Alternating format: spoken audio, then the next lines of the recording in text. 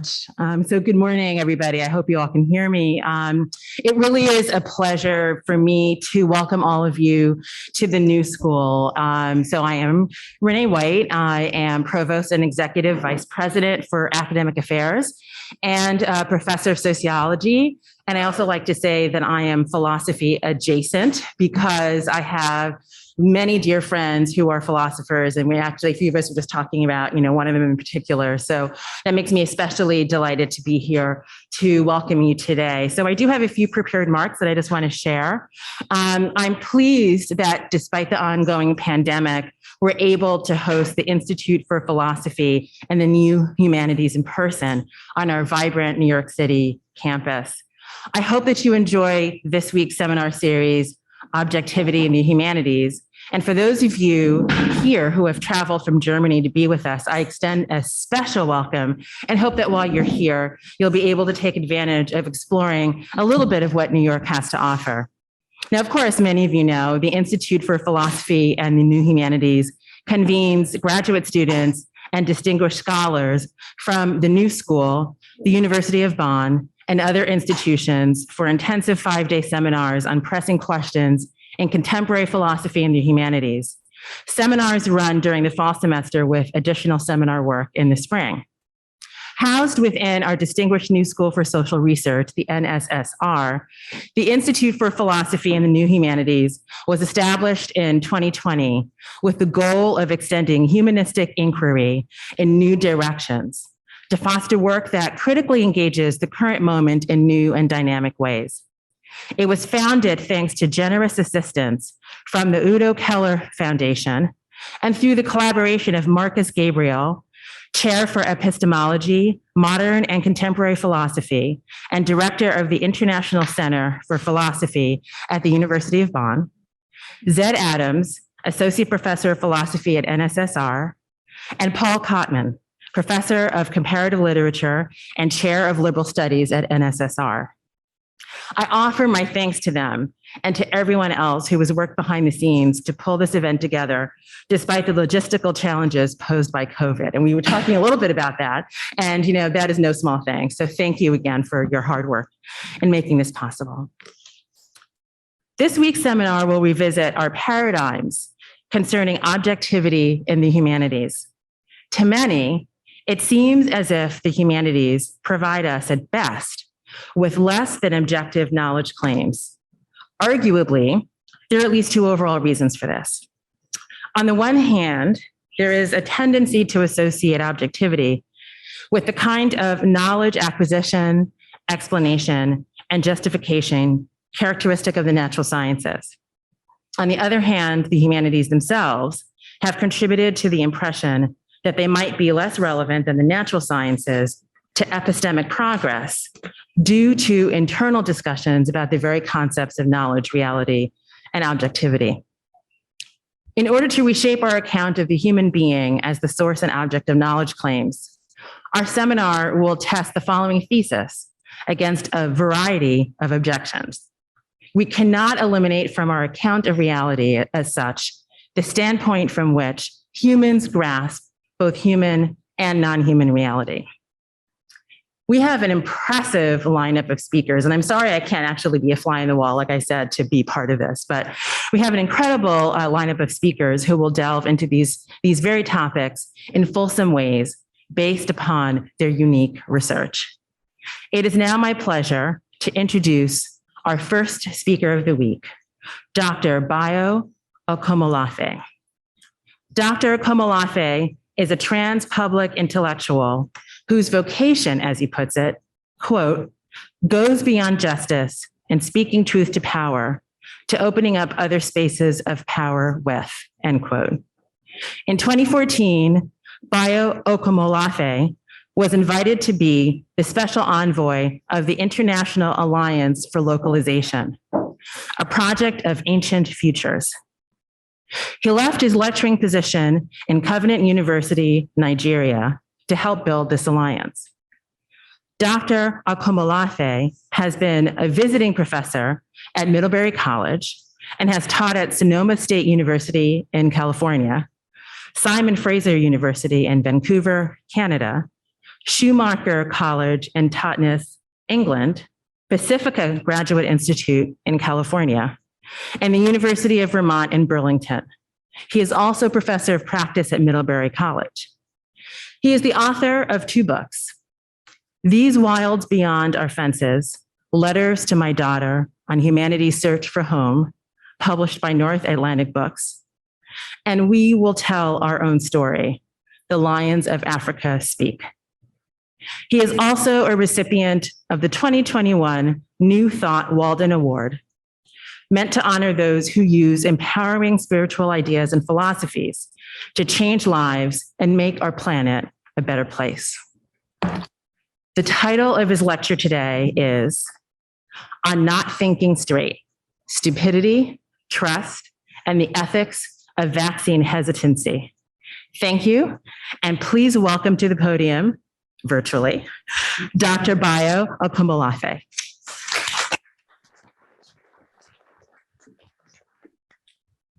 Thank you so much for that wonderful welcome, and thank you for being here. Can everyone hear me good? Yes. If you just great, excellent. I'm so glad to be here, where here is diffracted. I was looking forward to actually being there present physically. But this will do. This will have to do for now. And so I greet you. I'm a Yoruba person, and Yoruba people are fond of greeting each other a lot. We can greet each other to death. So I greet you. I greet you from the depth of my heart. I wish I could say that I'm grounded in my family home right now, but I'm somewhere in between. I'm in a hotel room in New Delhi. Just came in from Chennai, where I live with my family this morning. I'm on my way to Paris, and then from there to Lisbon.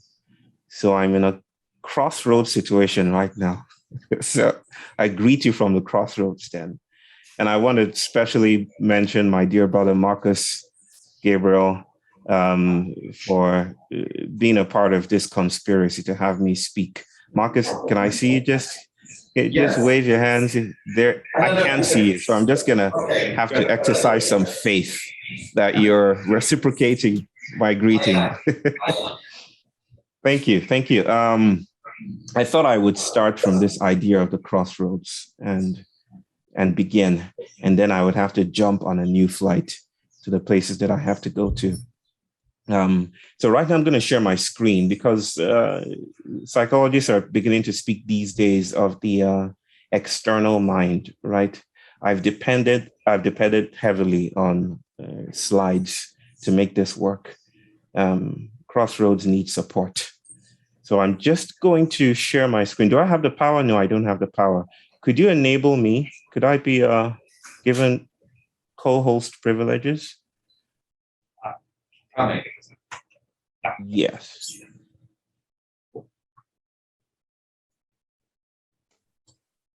Where I come from, the crossroad is not just concepts to play with. It's our spiritual cosmology. And I'll be speaking about that, about how Yoruba crossroads ideas play into what I would like to dive into today, the idea of vaccine hesitancy from a different perspective, from the global south, if you will. So while this is being set up, I'm just going to invite us into a call and response dynamic that I usually play with. Is a storytelling format I play with. So I'm going to say hello, and then I invite you to join me and say hello, okay? Break through the protocol of your academic training and play right through. I will say hello, and where I come from, it means I'm going to tell you a story. And then you say hello, okay? So let's do it just twice. Hello. Hello. Excellent. 2 more times, because I lied. Hello. Hello. 1 more time for the complete initiation. Hello. Hello. Excellent. You're now ritually complete from my perspective. Thank you. And I think I'm now able to. Okay. Thank you. So I've titled this on Not Thinking Straight. Stupidity, Trust, and the Ethics of Vaccine Hesitancy in the Anthropocene. And I really wanted to impress you guys, so I did phenomenal slides. As you can see, beautiful slides. You're never going to see slides as beautiful as this, I can promise you. And I take as inspiration the speaker, Stacey Alimo, who says, the Anthropocene is no time to set things straight. And I really love that. The Anthropocene is no time to set things straight. Why is the question? We'll explore that together. So I situated myself in the Crossroads. And just to tell you a bit about the Crossroads, that I come from a Crossroads culture, a diasporic culture. We have names for the diasporic communities. The Yoruba people were among the millions of people transported by slave ships across the Atlantic, Itonkole, as we call them, right? So the idea of the Crossroads is quite central to how we see the world. One of our visions situates something called Ashe. Now, Ashe, you might have seen people saying Ashe. It's something akin to Namaste, but people say Ashe these days as a spiritual greeting.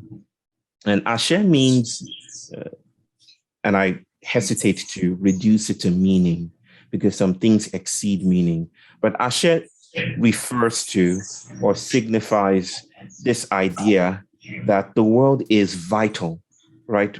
The world is materially agential, that the world cannot be contained by language, right? This is a precursor to the neo-materialisms and the Deleuzian philosophies that we're so excited about today. This idea that everything is agential, that everything moves and everything has its becoming and its instigation and its meanings, and that we're not, by we, I mean the political category of the human, are not central to the world's workings, right?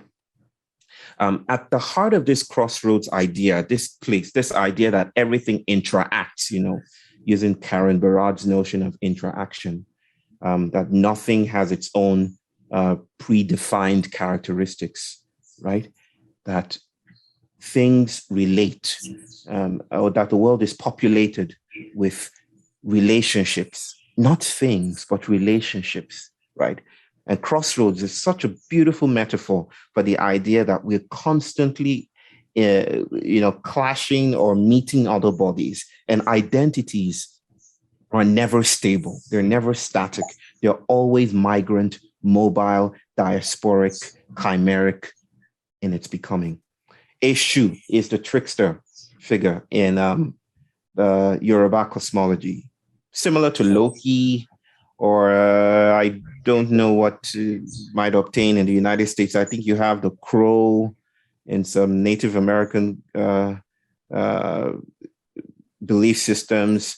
Maybe the fox. I've heard of a proverb that says, if you go to sleep with a fox, you wake up with fleas. That idea, that the trickster is not to be toyed with. Eshu is our own trickster, and he's said to be the one that summoned the world into being in some creation narratives. He's said to be the man of the crossroads. He sits at the crossroads, and he's the valedictorian of Ashe. He holds this vital, materialistic, flowing becoming of the world in his hands, right? And he played a significant role in the Atlantic, in the dramatic 400-year saga of slavery. One of the stories that our elders say across the Atlantic and at home is that Eshu is the one that brought the slave ships. He actually made room for the slave ships to come.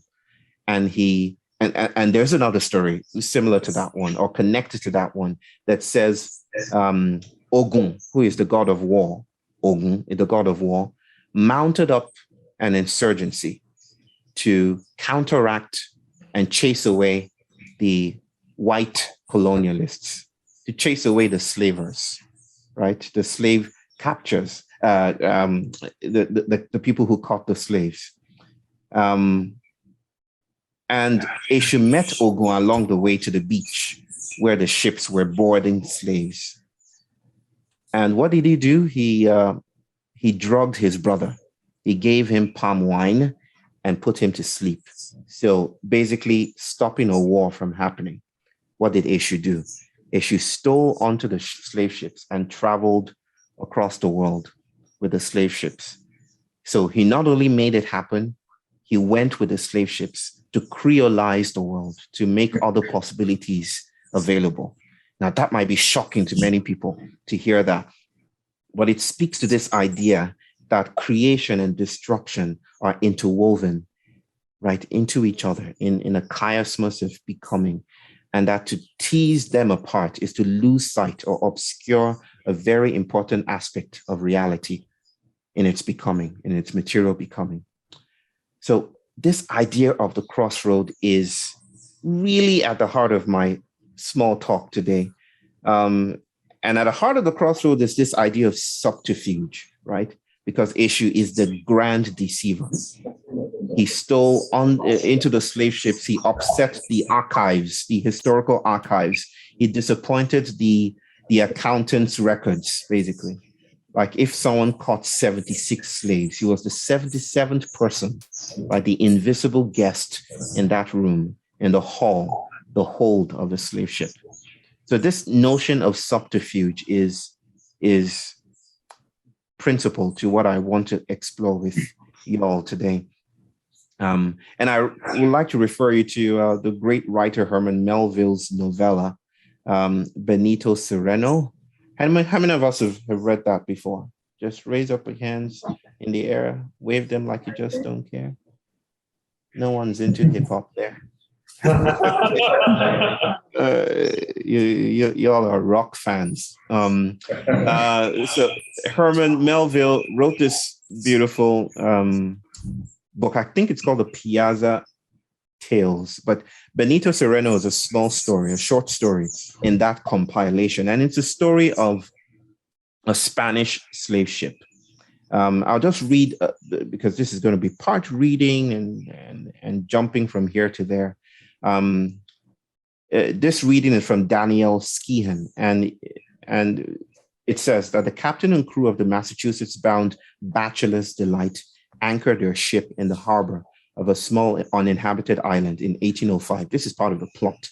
Now, Captain Delano is this American captain who sees this threadbare Spanish slave ship nearby, and he mounts the slave ship to offer aid. But he's immediately struck by the rancorous atmosphere.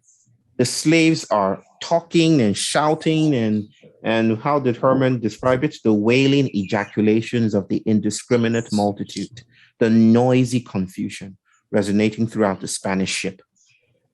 And so Captain Delano is worried because he's a man of rectitude and order and correctness and truth and righteousness, ironically, right? So he grows angrier and he's like, why don't you control your people?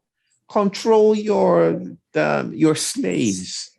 And as he starts to receive excuses for their behavior from Sereno, who's the captain of the Spanish ship in question, the noise even escalates, it grows.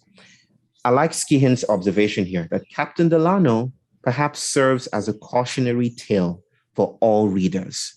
By refusing to recognize the noisy confusion, the din, the continuous sonic interruption as a mode of communication, Delano fails to read what has actually happened on the ship. The deceitful truth is that the enslaved men and women had risen up against their former captors, had taken control of the ship, and were attempting to sail back to Senegal. It was a highly orchestrated operatic performance, this noise. So I really am interested in noise, the cacophonous underbelly of modernity, right? I see sometimes modernity and its arrangements and its ethical and moral arrangements as a slave ship, a deterritorialized slave ship, that in a sense there's noise somewhere in the more than human, in the irrational, in the not yet rational, in the not yet human, that our discourses and conversations and arguments and political tribalisms do not know how to tap into or stay with or listen to. We have ears, you see, but we don't have errant ears, ears that travel, ears that know how to pick up strange alien signals. So we're caught up, this is the blind spot of Captain Delano. And I think it's also the blind spot of modern citizenry, what it means to be a subject today. So that's the idea. They did not see what was happening. They did not see what was happening. So my aim then is to distress regimes of sanity. I'm not here to speak truth. So if you're expecting the truth, then you can take your money back from New School and do something to Marcus. It's his fault. It's him, right? I remember the words of Jack Halberstam in the foreword for Fred Moulton's book, The Undercommons, that one does not speak truth to power. In order to disappoint colonialism, one does not speak truth to power. That's jarring for those of us who have been trained to speak truth to power. Our activisms calibrated to the speaking of truth, to showing up at the city hall, to pointing our fists at legislators and demanding to be seen and recognized. The invitation here, diffractively composed with this idea of subterfuge, is that one does not speak truth to power, because one risks reinforcing power's claim to exclusivity, or one risks foreclosing other sources of power. It's the reason why I describe myself as a trans public intellectual, not a public intellectual, because a public intellectual is devoted to speaking truth, right? The trans public intellectual, not so much, because he's kind of looking elsewhere, the fugitive elsewheres, the otherwises beyond the plantation, where rectitude is not the moral assemblage, but something else is being invited, something animistic, something tactile, corporeal, something not yet available, maybe something prophetic. My aim is not to adhere to the confidence of the historical archive. And I also claim, along with Edouard Glissant, the Martinican, Afro-Martinican writer, along with the great César Aimé Césaire, that we have a right to opacity. So I claim the right to opacity, to fugitivity here, not to clarity, but to confusion, because I think confusion is generative in ways that we are yet to tap into. My work here is to stay with what Donna Haraway calls wild facts, facts that would not stay still, and to explore the idea of fugitivity as an onto-epistemology, as a way of reframing objectivity, right? Where truth is not about representationalism. It's not a posture of rectitude that conjures the images of the master. It is how domains are formed and produced by the human and the more than human. So my talk is Crossroads, Subterfuge, taking Marcus out for donuts, and this notion of Black geographies. Black geographies. You might have heard this idea, the concept of the Black outdoors or Black geographies.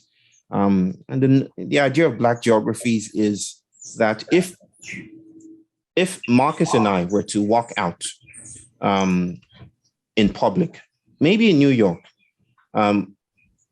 he might see a beautiful tree somewhere where I notice the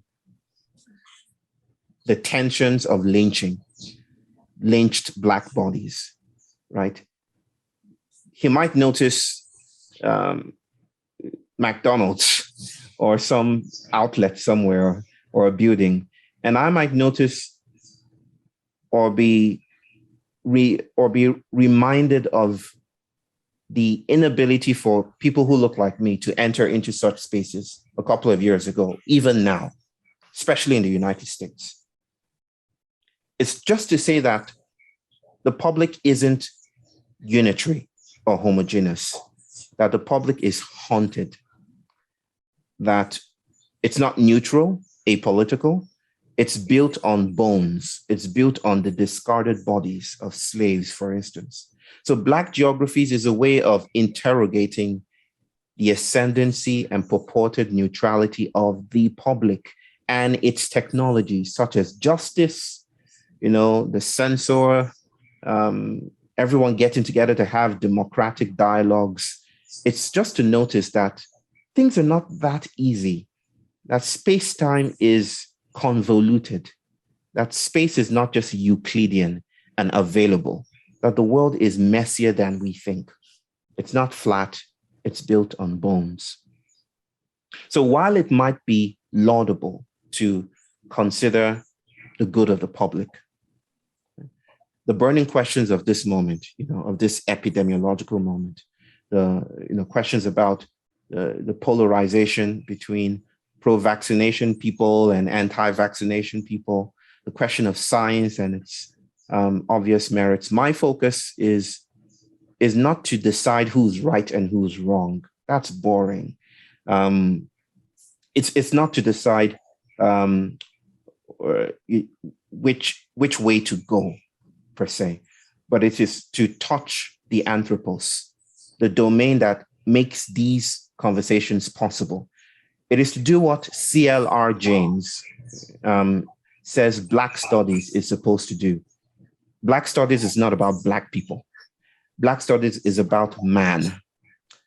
This topographical, vast terrain of acting and responding and seeing and believing and becoming that is colonially vast and capitalist deep, that is the site of excavations and displacement and what we now call the Anthropocene.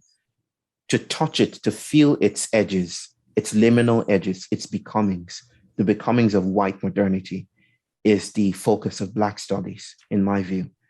And I want to do that with this conversation, obviously heated, because those of us in the so-called global South are looking with great interest at the conversations happening in the United States, highly politicized, as it should be, about vaccination, right?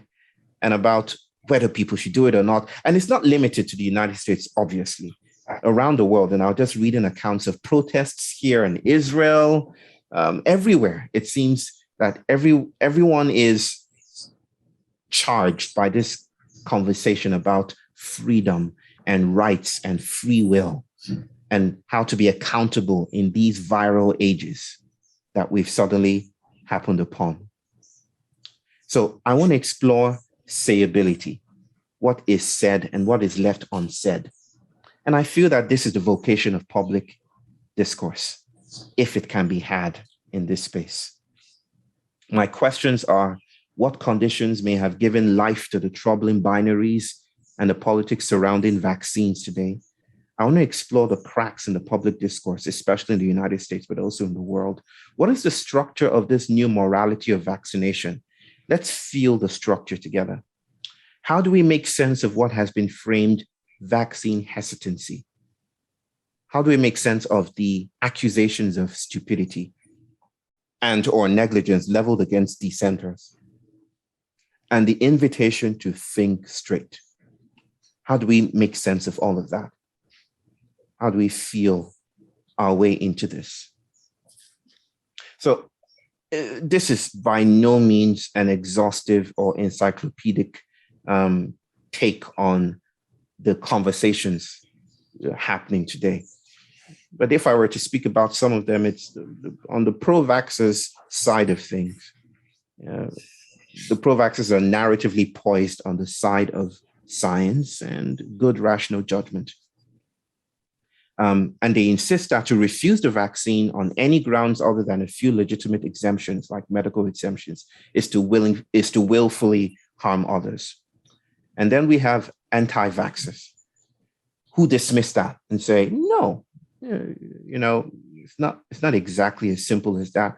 They dismiss the claims by adopting measures aimed at reducing or nullifying the storied harmfulness of the virus. The virus, we die anyway. So, as I hear it on Fox News and MSNBC, the people speaking to reporters is, people who reject the vaccine are like, no, we die. We're going to die anyway. The cold takes more lives. The flu kills more people. Accidents kill more people. There are attempts to reduce the harmfulness of the virus, of the coronavirus specifically. Other moves they make is to resort to conspiracy-laden notions of hidden societies deploying viruses for genocidal effects. It's the Illuminati. It's Bill Gates. It's space Jews, as I heard recently on the news in the United States. We're very interested in the things coming from our television sets from the United States, as you might notice. The other one is they double down on concepts of freedom and autonomy and free will. You cannot deny me my human right to choose, right? So these are tense discussions about what it means to be human in these times, what it means to be alive, what it means to be objective, what it means to make decisions, and who is affected when we make decisions. Suddenly we're in a new time that seems old and familiar, but also novel, because it's subtly more dangerous than other times we've considered these questions. So this is my cautionary statement that I'm no expert on the matter of vaccines. I'm not often a moral guide. Many people write to me and say, what should we do? And I do not believe in universal tropes or painting with broad brush strokes. I know that there are local specificities that lean one way or the other. And so I'm not attempting to speak in generalized statements about what should we do. In fact, I don't think my talk is collapsible to that question. I think there are other questions we can ask about these troubling, distressing times. I'm not advocating a third mystical way, some Socratic middle, some compromise, a strange mixture of opinions. I shall have the vaccine and I shall not have it. I'm not advocating any of that. I'm not calling for dialogue either. I'm not saying that if we only talked things out, things might be better. I've stopped, well, not totally, but I've stopped giving into that idea that humans can come together and in some final way talk things out, right? We've been talking things out about climate change since officially maybe the 1970s, and we're still here. So I don't fully subscribe to the idea. It has its places and its uses, but I don't think the liminal and electrifying edge for me is dialogue or seeking consensus. So what I want to explore is the ethics of vaccination, how it comes to matter, what is left out of the public's consideration, what more than human patterns and materialities are swirling. And I hope to reframe in my attempt hesitancy. I hope to recalibrate stupidity and to reframe trust, what we name as trust, because I think it comes down to trusting.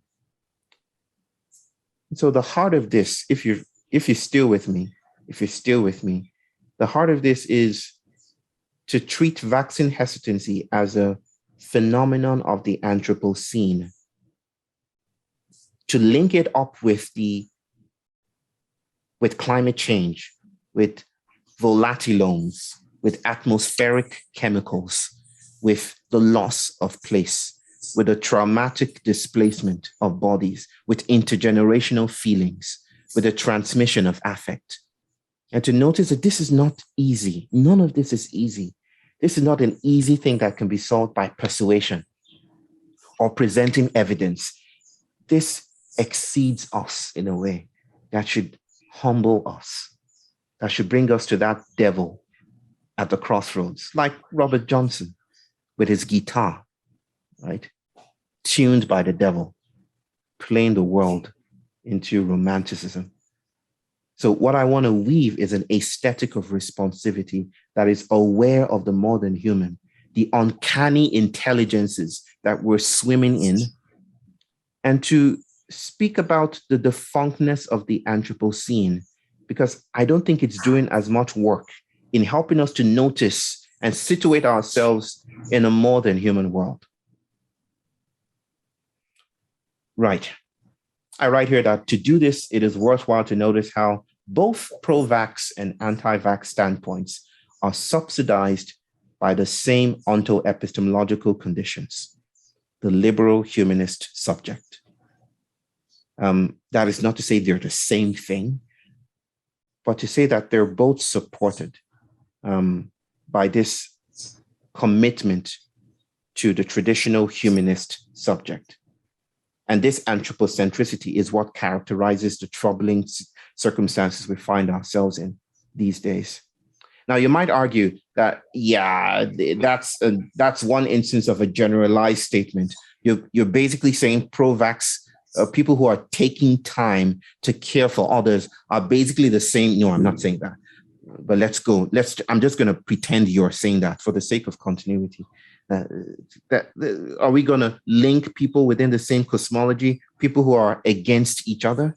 One leads to life and one leads to death. One leads to salvation and one leads to death. For someone like me, it's kind of the same menu because I've been on the receiving end of salvation, me and my people. I've been on the receiving end of salvation for some time, and it smells like death, right? It smells like the wiping out of villages. It smells like the death of libraries and technologies and rituals of meeting the world. So I want to speak from that place of duplicity, of not yet finishedness, of the Atlantic middle, to speak to these times. More about that idea that they're borrowing from the same cosmology. The same cosmovision that funds salvation is the same one that funds displacement. How? The ideological immurement and the violence of returning to the normal. Here I'm speaking about specifically the invitation to see vaccination as salvation, especially as it has been witnessed or brought to communities like mine. Vaccines will save the day. It's the narrative, right? There are limited technologies, but we have to reduce harm by sharing vaccines and proliferating vaccination.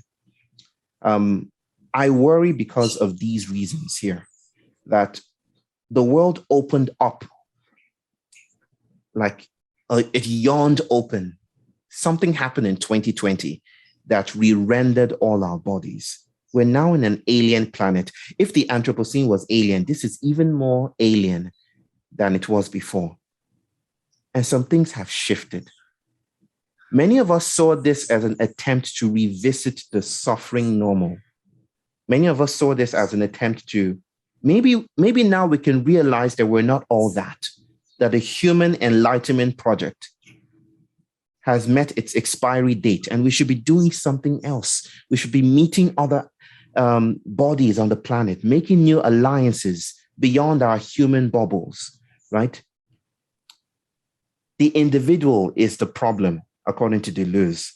And modernity is the factory home for the individual, the proliferation of the individual. And I think the individual is at the heart of the Anthropocene.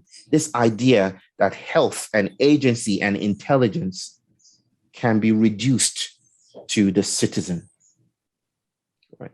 So I worry that vaccination might be ideologically compatible with this ideological incarceration or reincarceration within the confines of the individual.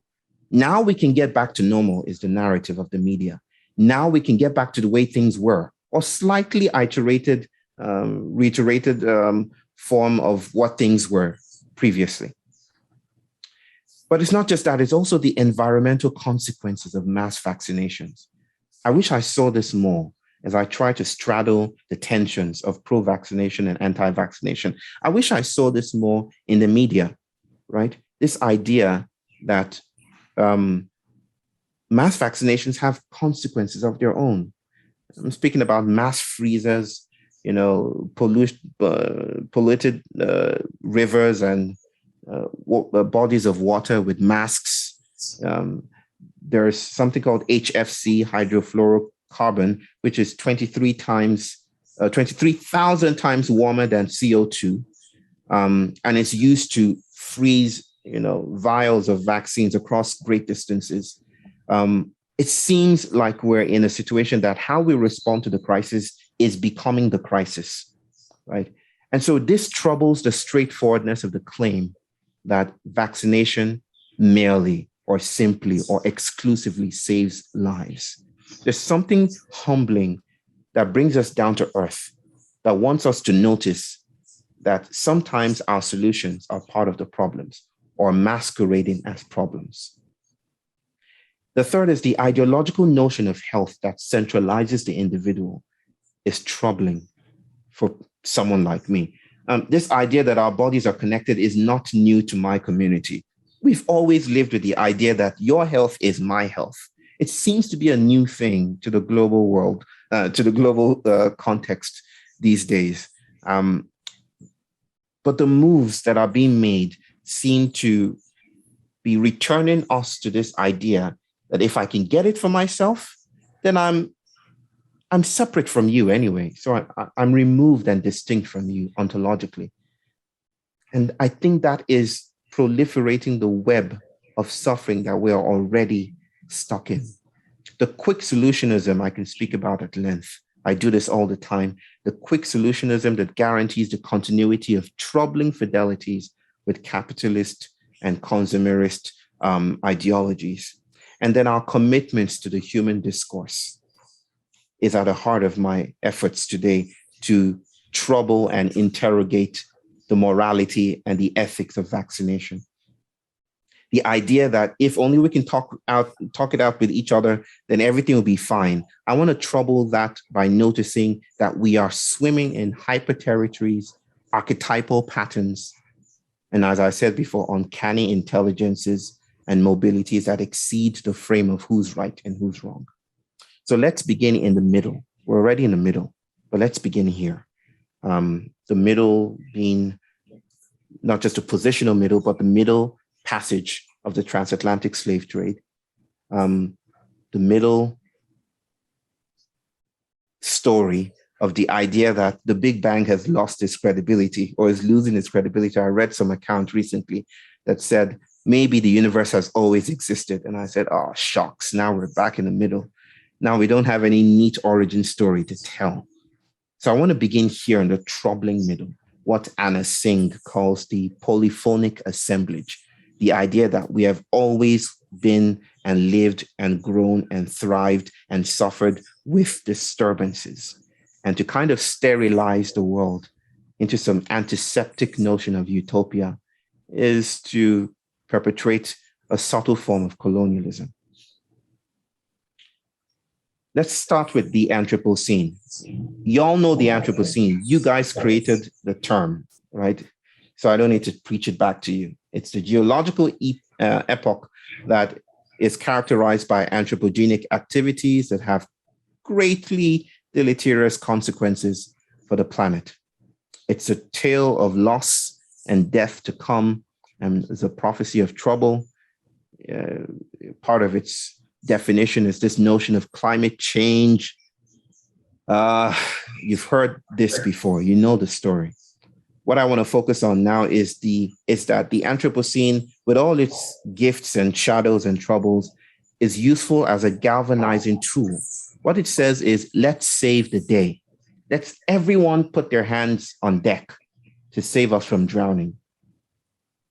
But it's been criticized, and I want to point some of this out. It has been criticized for its use of the royal we, right? When it says, we are all in this together. Let us humans do something about this. What the Anthropocene fails to consider is that the we is not as generalized as we think it is. It kind of wraps everyone into this massive goo of humanity that does not parse between industrialized societies, highly subsidized by the suffering of the global south. It doesn't do that well enough. It just puts everyone together in the same room. So some people call this the royal we. It also pathologizes today and doesn't do well to notice the theft and genocide, the trajectories of slave ships, the rise of capital, the colonialism of scientism as a dominant way of producing knowledge. It doesn't do any of this well enough. It also has the effect, ironically, of re-centralizing the human as the independent agent. One way it does that is to say, we have to do something about climate change, right? We have to do something about it. If we don't do something about it, we are guilty for harming the planet. This navel-gazing attempt to resituate ourselves as the messiahs, in becoming is, I think, deeply problematic and part of the problem of the Anthropocene in the first place. One of the tendencies of this time is to rush to solutions as resolutions, right? It's to centralize human agency as exceptional. It's to elide the legacies of capture and slavery, to resituate the Enlightenment and its modern commitments to the rational at the center of the room. To counteract all of this, I have contributed the notion of the Afroscene. The Afroscene is not just the African Anthropocene. It's not just a way of noticing what has been lost. It's not just a way of noticing the costs, the ongoing costs, ontological costs, ethical costs of proliferating modernity. It's not just any of that. It's an invitation to move away from the mythopoesis of modernity and to find other ways of storing and being storied by a world that will not be contained by our activity, a world that is not centrally human. So I think of the Afroscene as a crack in the sinking slave ship. I think of the Anthropocene as a deterritorialized slave ship. When I do my talks, I usually tell people, the audience, that we're still on the slave ship. All of us are still on the slave ship. If you're gestating in a city, you're likely still in this architecture of the slave ship, because the slave ship never really went away. I think the last one was Clotilda. It never really disappeared. It became the shore. It spilled its guts into the economy that it helped make possible. And it became the high-rise buildings. It became the hierarchical structures. It became the notions of value that we still play with today. So that in a sense, we never really disembarked from the slave ship. We just bought new furniture. I think the Anthropocene is, in some sense, the slave ship. And there's a crack in the slave ship, and we're trying to save the slave ship, which leads us to interesting moral dilemmas. How do you save the slave ship? Isn't to save the slave ship to perpetuate suffering? If we patch it up, if we patch up the crack and no one drowns, isn't that still suffering continuously? So the Afroscene drags the Anthropocene down to watery depths. It resituates the Anthropocene, the contemporary troubles, in the middle. It wants it to see the screaming. I'm referring back to Herman Melville's story, fictionalized account of the cacophonous depth of modernity. It wants us to notice the screaming on the slave ship, the moaning that we try to turn our head away from. Not that we want support, and not that I'm framing some kind of pure we here, but that modernity is indebted in a way, in very powerful ways, to the screaming, and we have not yet learned to live with the scream. Right? The Afroscene is the haunted public. It is also reading it together with post-humanist notions, neo-materialist notions, material feminisms, even cognitive biology. It's the idea that humans are not as contained as we think we are, that we are largely the intersections of cybernetic patterns, affective intensities, strange chimeric bodies, atmospheric feelings. Brennan writes about the transmission of affect, that you walk into a room and you can almost taste the emotions in the air, that maybe there's something theoretically significant about the offhand way we say you can slice the emotion in the room, or you could feel the joy in a room, right? That we don't have emotions. Emotions enlist us, rather. Bodies don't feel feelings. Feelings have bodies, right? Feelings become embodied. The Afroscene is the subaltern territory of vampire mosquitoes brought to life by tinkering pharmacological giants. It's the territory of ghosts. It's the territory of gods. James Hillman, the archetypal psychologist, would say the gods never really left. I think this is the idea of the Afroscene, that we're still dealing with Loki and Thor and Eshu and Obatala and Yemoja and all these gods and goddesses, which are archetypal movements and patterns. We're still dealing with principalities and powers. We're still dealing, in the voice of Lovelace, the Trinidadian writer, bacchanal aesthetics. We're swimming with monstrosities. The Afroscene says that how we think about this epidemiological crisis in particular is part of the crisis. Has anyone here watched the movie Snowpiercer? Snowpiercer? Yeah.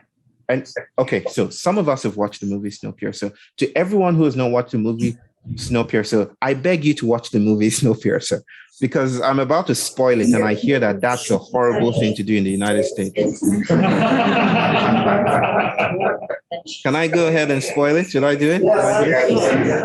No, I'll try to reduce or cut out or edit out the spoilery aspects of it. But Snowpiercer is, I think the beginning is helpful to frame what I want to say here. It's just a story of the Anthropocene. The world is warming, and we come up with a solution to cool down the planet, and we send out missiles into the atmosphere, and an accident happens of some kind, and we end up freezing the entire world, right? And then you can think about what happens. The entire world, or what's left of humanity, lives now on a 1001 car train that just circles the globe continuously, year in, year out. And that's the plot line for Snowpiercer. The world is a freezer, a refrigerator, and all humanity is packed into economic or level-sized packages that is reminiscent of the slave ship. It's like the slave ship going around the planet over and over again. And that boils down for me the notion of postactivism, which is something that I'm also contributing to the literature, that the crisis, the way we think about the crisis and respond to it, is often part of the crisis, and the crisis masquerading as solutions. So to think through the Afroscene is to think and realize that vaccines are not just vaccines. Vaccines are not just vaccines. Vaccines are cartographical projects. I'm not about vaccines are good or bad. I don't live in those dualities. I'm, again, like Foucault, touching the structure, asking, what is this doing? What is this occluding? What are our blind spots here? It's not about, do we take it or not? It's more about what it's doing. And it's a limited analysis. Like I said, I'm not telling the truth. I'm telling lies, beautiful lies to y'all, okay? Because the invitation here is to stray away from the algorithms we're used to. And maybe that's the productivity of lies. Vaccines are cartographical projects. They're strategies of occlusion and continuity. They're lines, not points, right? The Deleuzian idea of lines, not points. And I think they're fragile inquiries into what it means to live today. So I never refer to them as vaccines. I refer to them as vaccine ... or vaccines plus, right? It's always a rhizomatic organization. It's always an assemblage. In a different time, a vaccine might have meant something else. In this time, in these late stage capitalist times, in these end times, it seems to be an attempt to resituate our continuity, problematically, I might add. Just like sustainability and the way we speak about green economies, just seems to be our hubris talking, and that we haven't really learned to meet the prospects that demise and dying well is what it means to live well, right? The Afroscene also suggests that we don't live in Euclidean spaces, points in space-time, subjects of flat modernity. We are not that, because modernity is haunted, it's uneven, it's groovy. I love the term groovy. It's bumpy, it's polyphonic, it's chimeric, it's more than rational, right? The space between us is haunted, is filled, it's stuffed and chock full of ancestral longings and becomings. And we swim in these desirous practices. Sometimes we don't even know what we're doing when we claim we know what we're doing. This disappoints the notion, Brentano, I think, of intentionality, that action comes from some hidden source of consciousness that is intentional, right? But the world exceeds intentionality, and that's the notion of ashe all over again.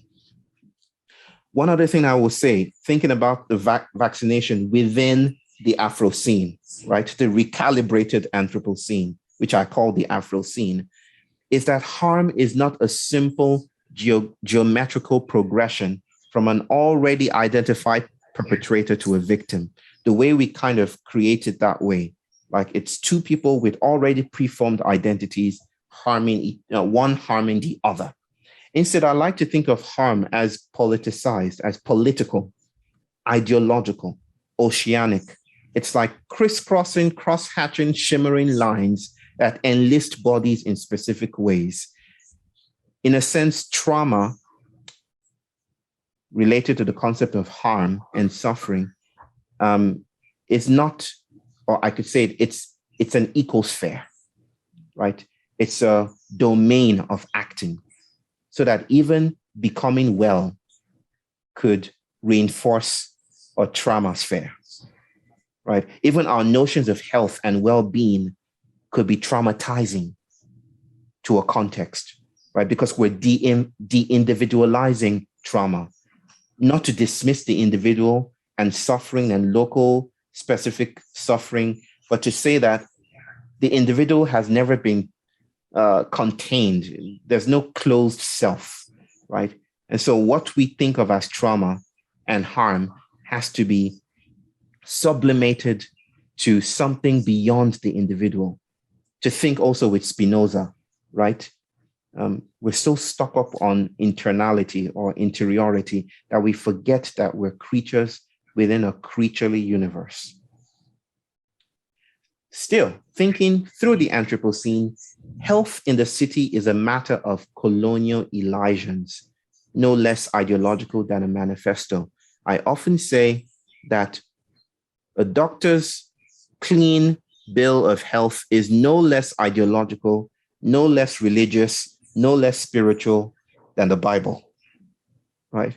It might seem that health is objectively available, but it's only so because of our patterns, our habits of perception, because of the practices of coherency, the way we speak with each other, the way we chuck out stuff that does not add to the archive.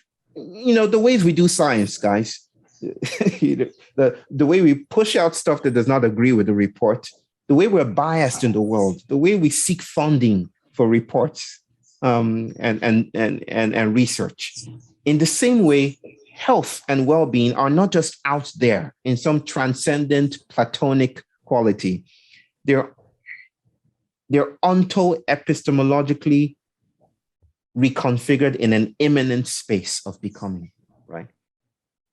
In a sense, and I think this is one of the interesting conversations that I had with Marcus, that the ontology of the coronavirus is rhizomatic. It's never settled in a final way. There are some people in India that are worshiping the goddess Corona. Now, to your brilliant minds, you might say, yeah, that's horrible. That is a terrible thing to do, stupid thing to do, right? But I think that there are blind spots with brilliance. That to be intelligent in the ways we speak about being smart is to see through political eyes. That to see is always already political. To be smart is to be disabled in a particular way. I want to ask, what are these people seeing? What are they holding true? What are they sensing? What is alive for them as they meet this obvious enemy? What the media has framed as an enemy, as a goddess. What's interesting here? In the Afroscene, we're not citizens. I think I've said this too many times. We're not citizens as such. We are beside ourselves. Oh, I've not said that. We are beside ourselves, like ghosts, you see. We are, my son is neurodivergent. And sometimes he doesn't look at us right in the eyes. He turns away. And he's teaching me that there are ways of actually being sensorially connected, just like seeing another, that does not have to depend on looking at, or the binary of looking at and looking away from.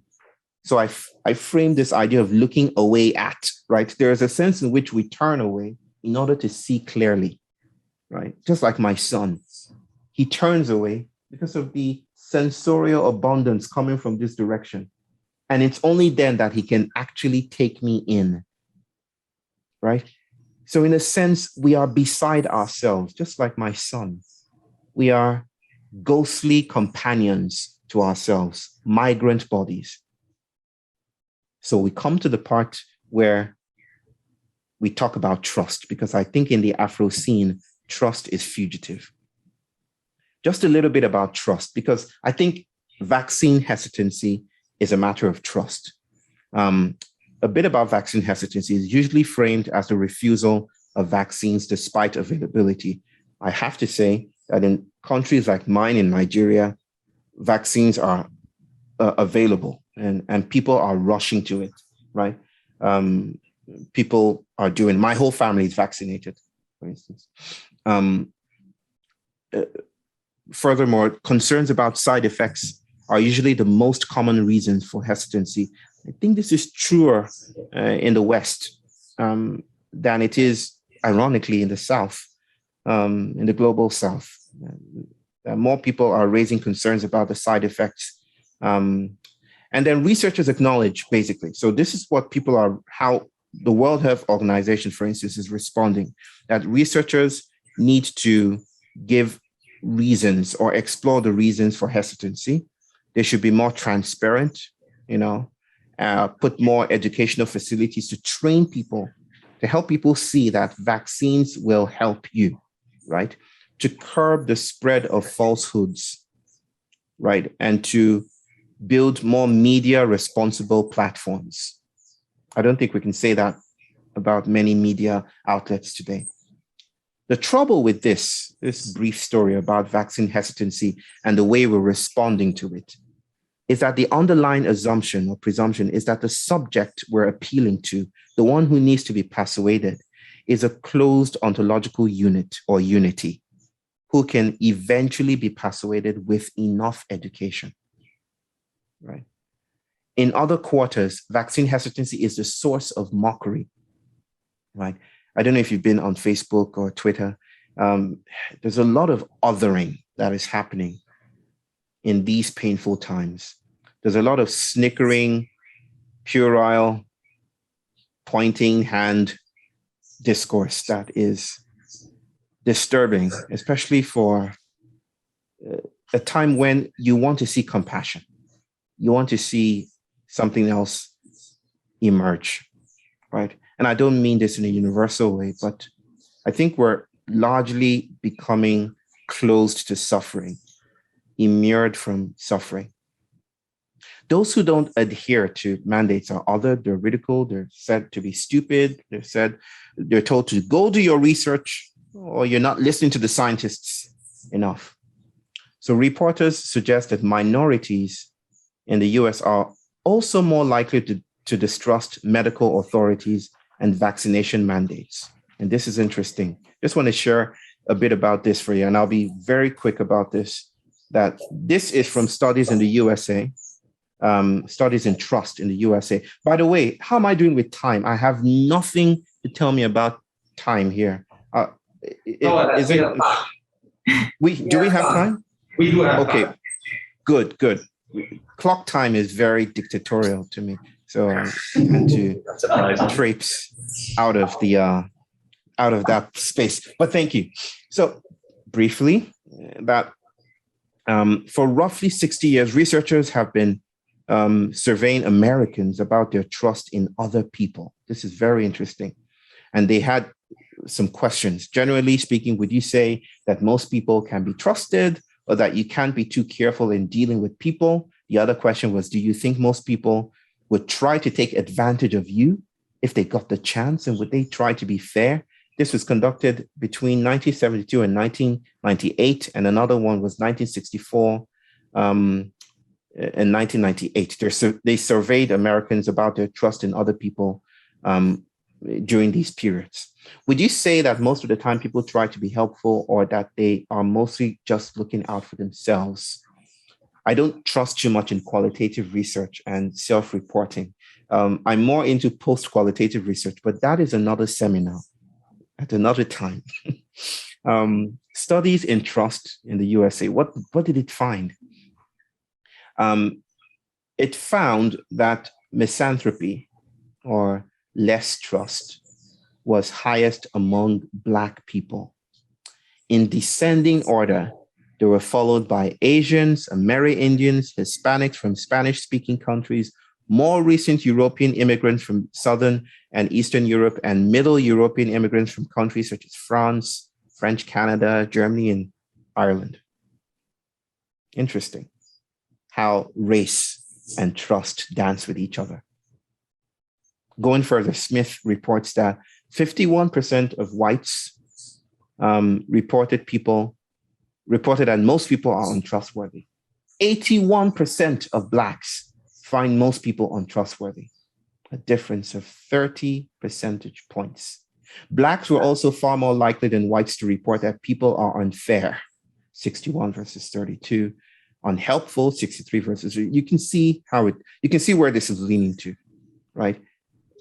It seems race is dynamically imbricated with how we trust, not trust as an essential quality, but trust as a situated, ecologically dependent practice of creating fidelities with other bodies, more than human, and institutions. Depending on how trust was measured, Black people did trust more in some instances, right? When it came to people who looked like them. So this is particularized trust instead of just generalized trust, right? And so what Smith concludes is that race is a major determinant of trust.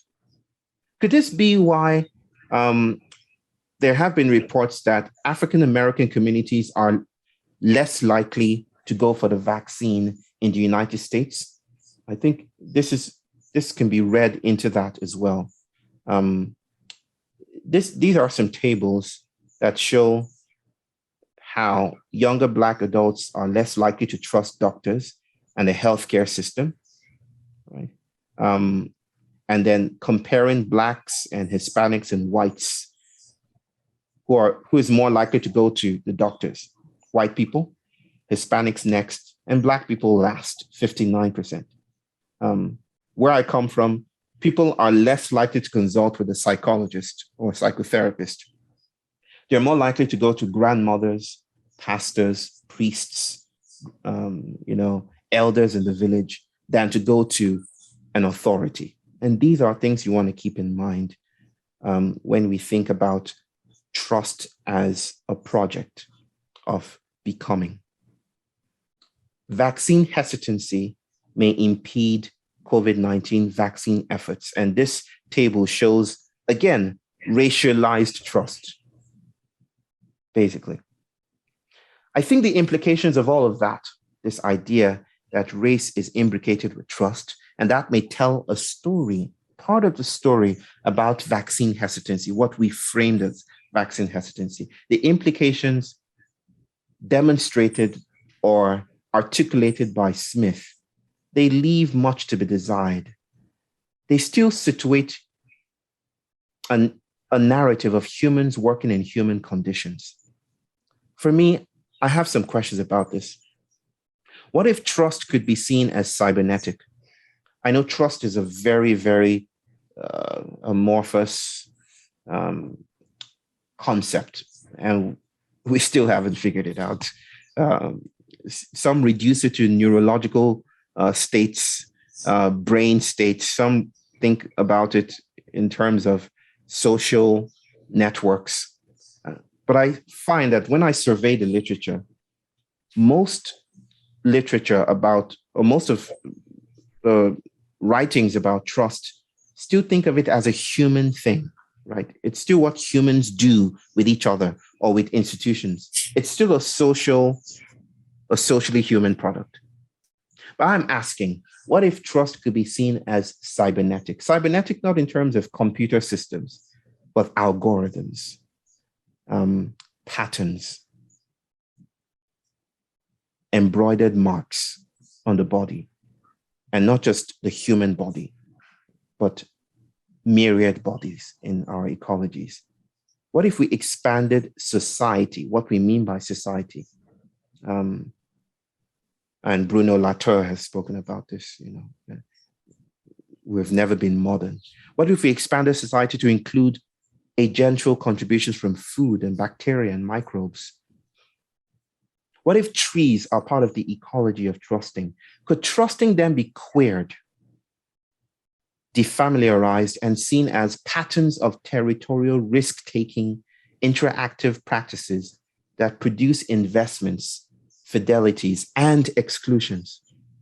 What if it is not so much that race is a major determinant of trust, but that trusting is how race comes to be?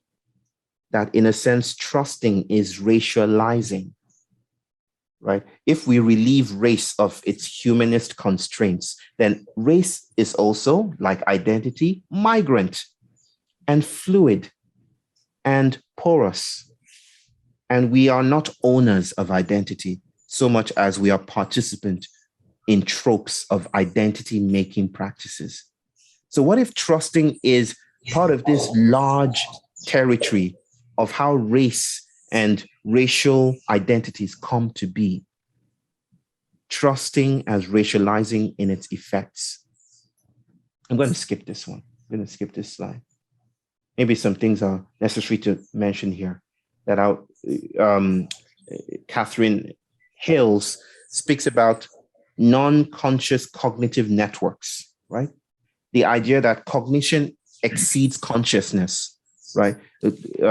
What we are intelligibly aware of is just a small part of what cognition is doing.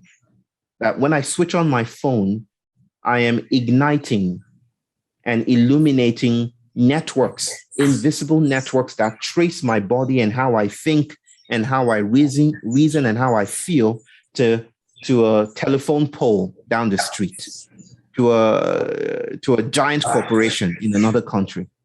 That cognition is larger. It's a hyper object. I think I'm using Timothy Morton's concept there. It's a hyper object, right?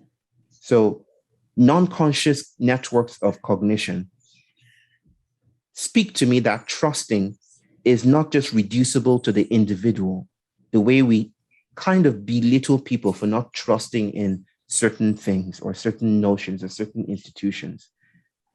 And then we guiltify them. I just made that up. We guiltify them into thinking that they're less than if they do not follow a particular pattern of trusting. So what I'm sharing here is a cybernetic, effective, post-humanist theorization of trust. That we ought to, maybe the invitation is to start thinking in terms of trust ecologies, right? And I'm not sure this is new. This is not about novelty here. That if we think in terms of trust ecologies that are disabling, right, epistemologies, that we are caught up in disabling affective circumstances and intensities that should humble us and help us understand that evidence is not exactly exclusive to how human beings work, right? Oh, I'm just going to present to you the evidence. You should come to a reasonable conclusion that this is what you ought to have, right? Based on the evidence. But what if to be embodied is to be diasporic, is to be spread out in ways that are not always amenable to our fascination with evidence, with empiricism? What if it's not all that? What if it takes more than that, right, to meet a trust ecology? Is to address the disabilities there.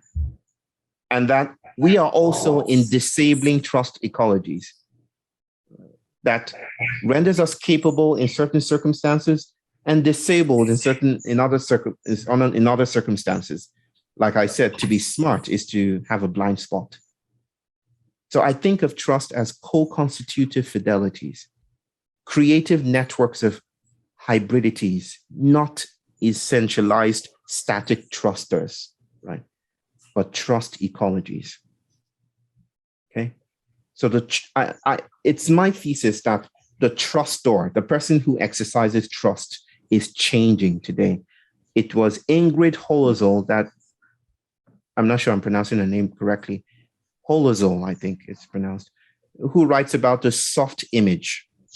And the soft image is how she says, we don't live in a photographic time anymore, that the photograph is algorithmic, that the image is not photographic, the image is a program, right? So in a sense, the image of the person who trusts is changing right now. No longer the human in the image, in the picture, but an assemblage of digital, technological, microbial, bacterial, gastronomical, spiritual, ancestral assemblages coming together and doing things that are not always amenable or available for the nation state or for statecraft or for statehood or even for science. If we consider trust as something more than human, how does that reframe vaccine hesitancy?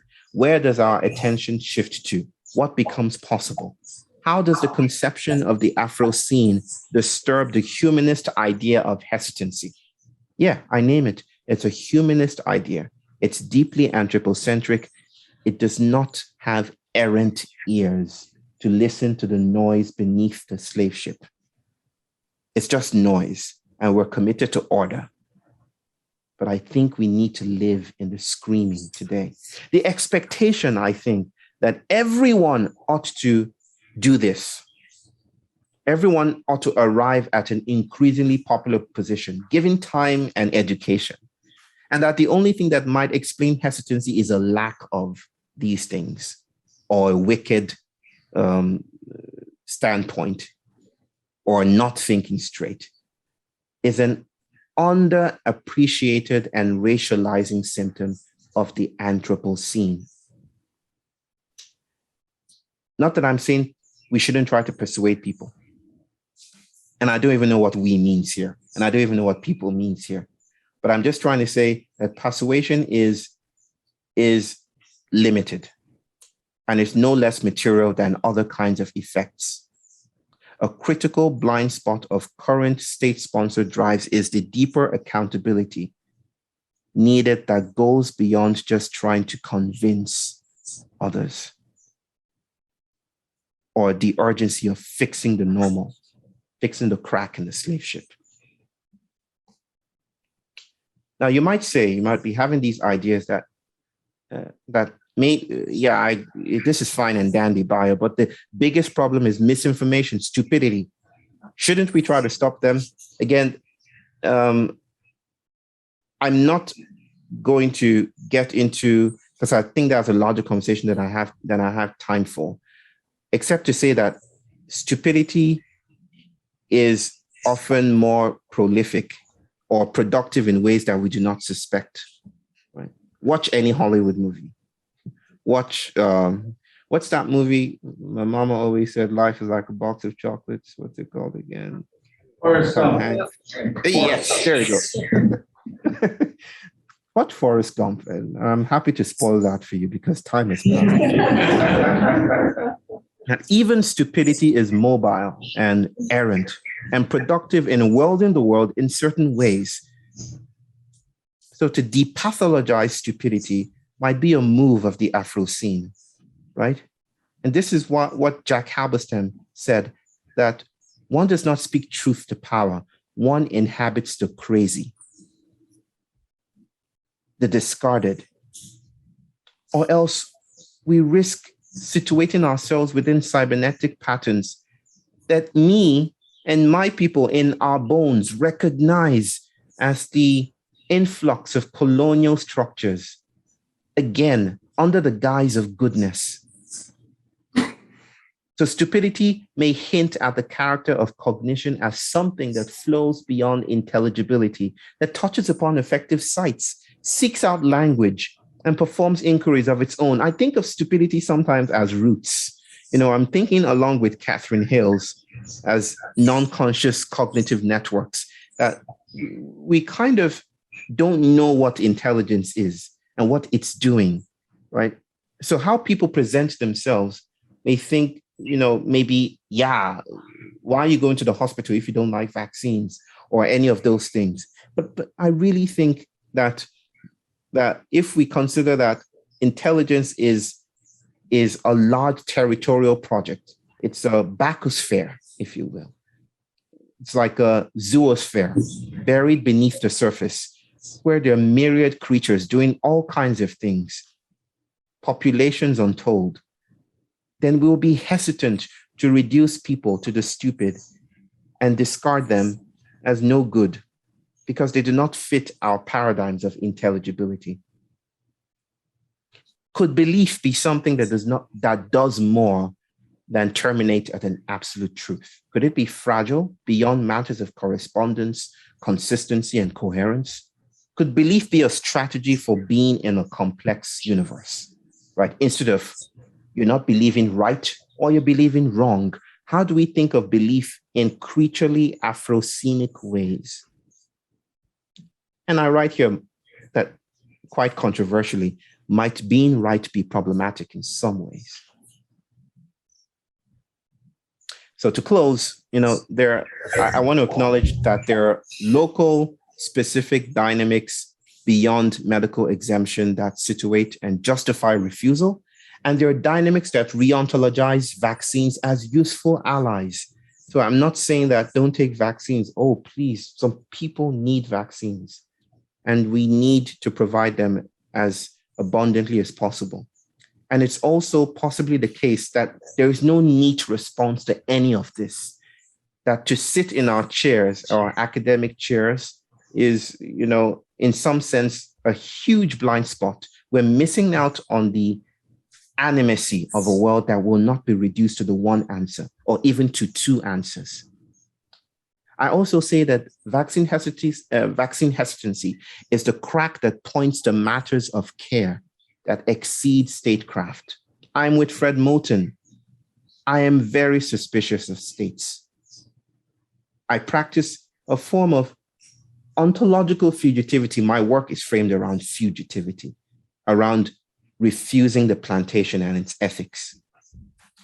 And I feel that statecraft, and this is not to paint states as evil, that's not the point, but that colonialism is creating an environment where there are only two ways to become seen or embodied. And it's by the means of inclusion versus exclusion. But inclusion, what most activists fight for today, a seat at the table, is no less violent than exclusion. I want something different. I want to fly, right? You see, I want to become post-human.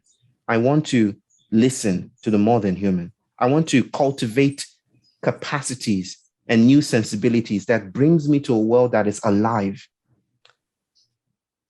And I don't want to be trapped within the conversations that citizens have been limited to.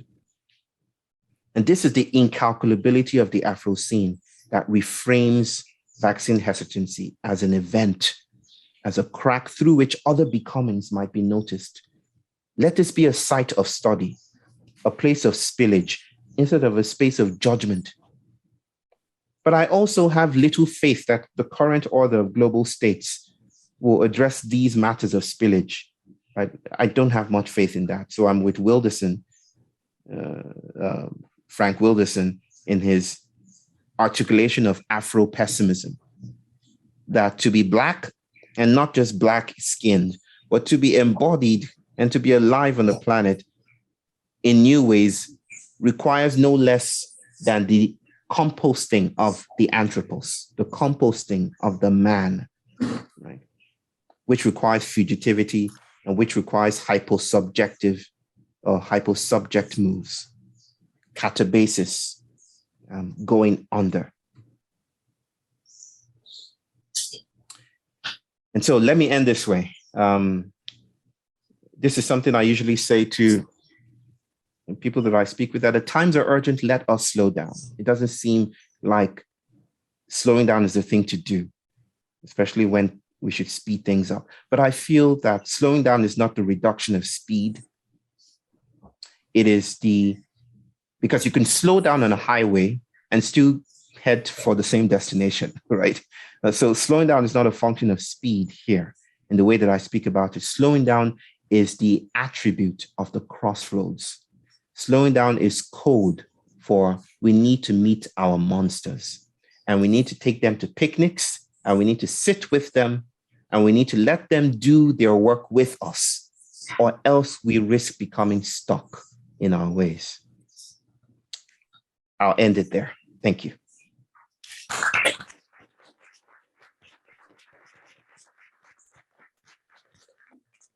Can you moderate, Paul? Yeah, sure. I think we can take questions. You hear me, Bayo? Spot hotline. I can hear you. All right, good.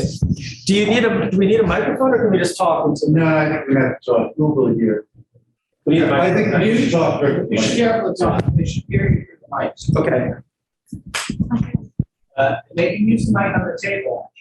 Yeah, Yeah, they're all mics. Okay. That's what I was wondering. Go ahead. okay. So can you hear me? Yeah, I think so. I can hear. Sister. I don't know who's speaking. Okay, it's me. You should see me. I can see you. I can see you now. Okay. I can see you now. Okay, hi. Thank you Hi. so much for your talk. It was very enlightening.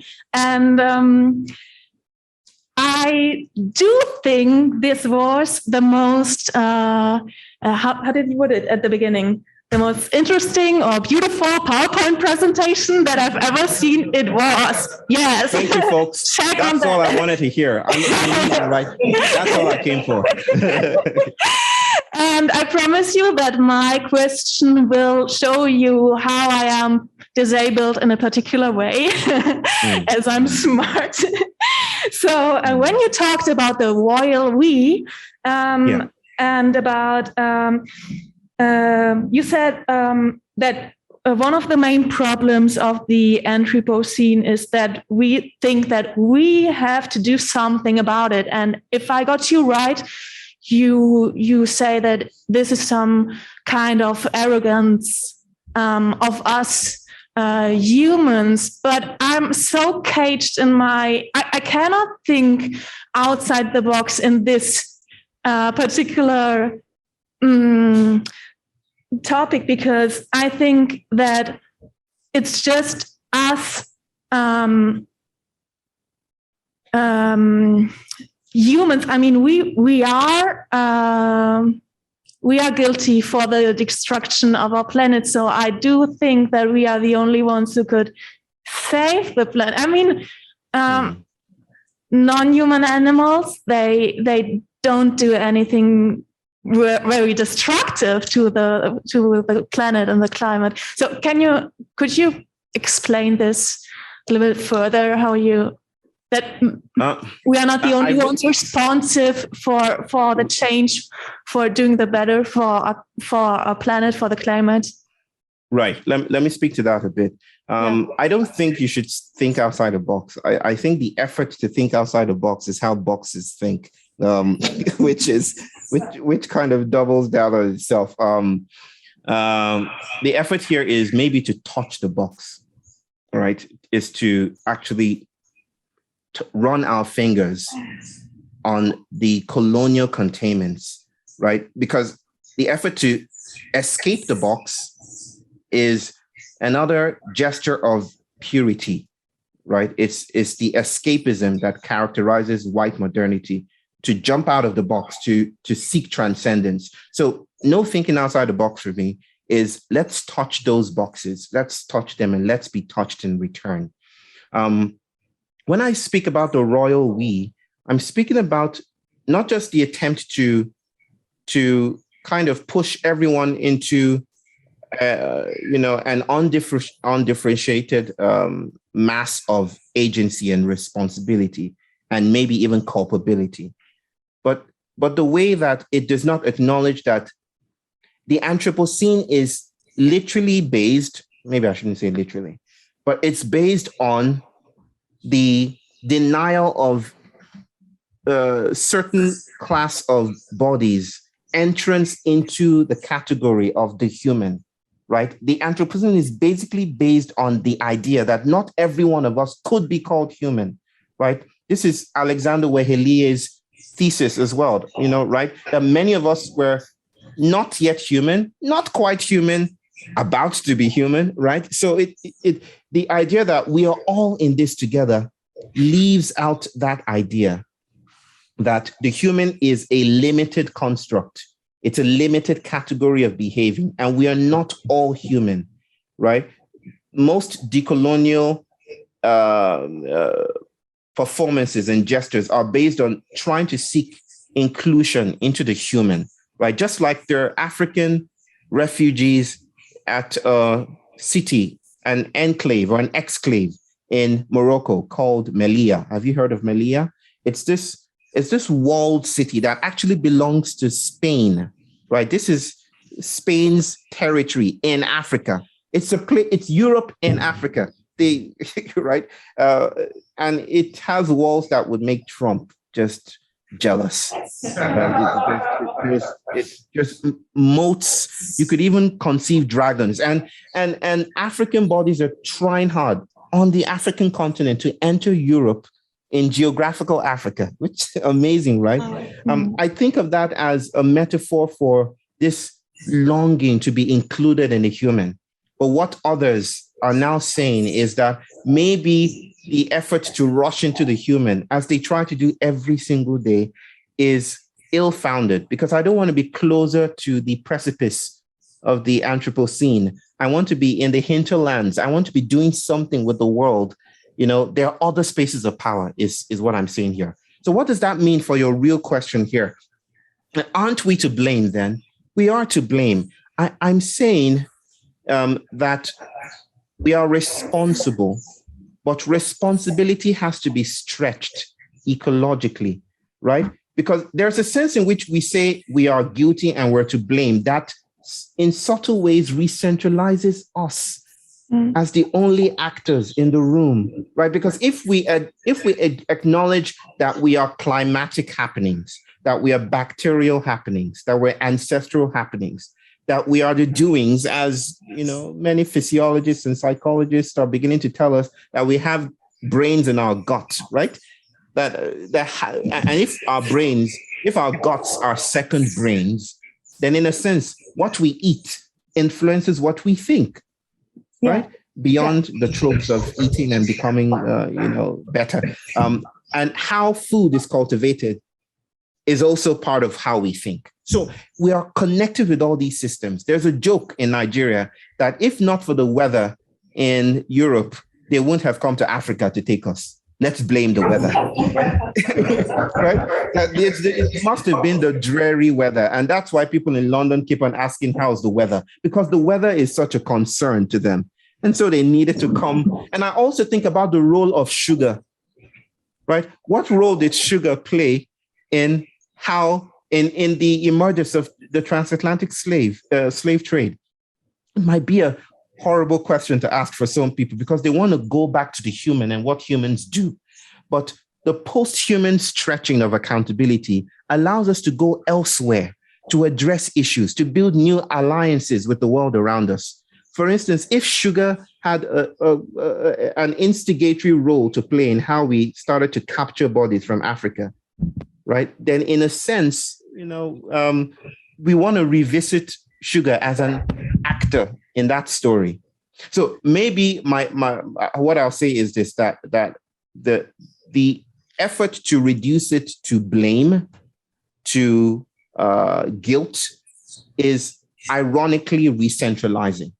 And I think does not do well for us to have new strategies of meeting a post-humanist, more than human world, right? We can be humble without being guilt-ridden, right? We can come down to earth and do the sensuous work of meeting a more than human world without resituating ourselves as the actors in charge, as the ones who will save the day, because I think that's how colonization started. Thank you so much. If I see, okay. Whoever's next. No, go first. Okay, yeah. Hi, I'm Natalie.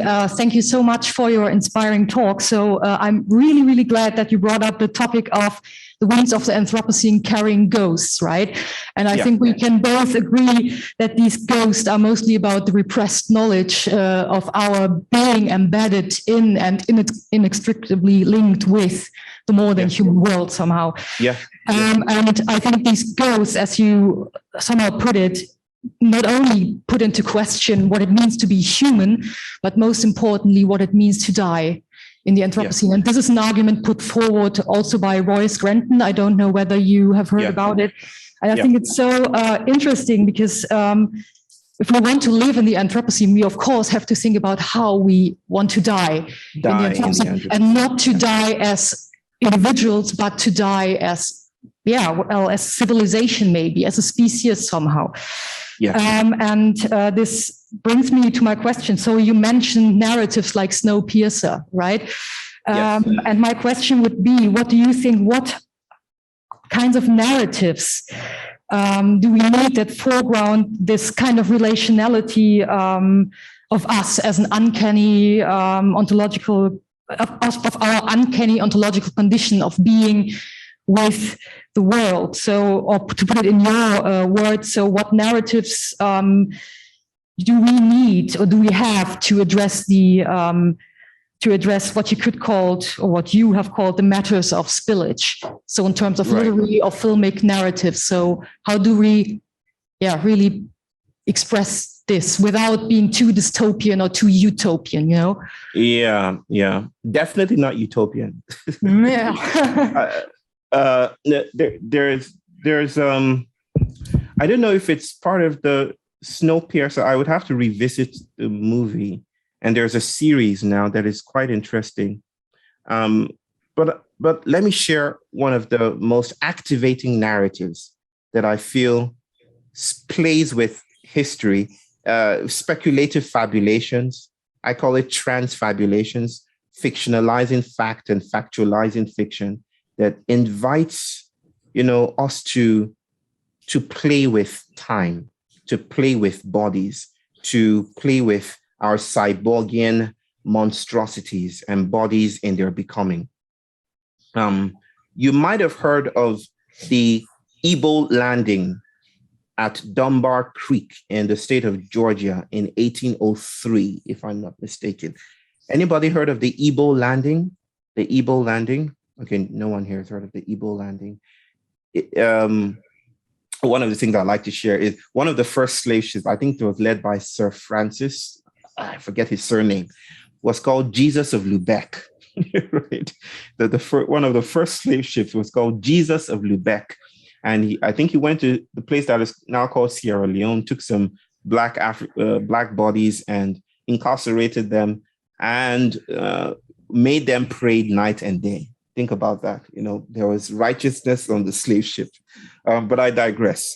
The story of the Igbo landing is about 70-something men, women, and children captured from the Bight of Benin, present-day Nigeria, Igbo people from a village.